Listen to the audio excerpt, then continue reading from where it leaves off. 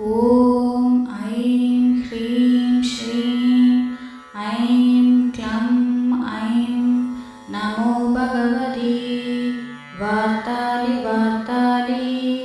वाराहि वराहमुखि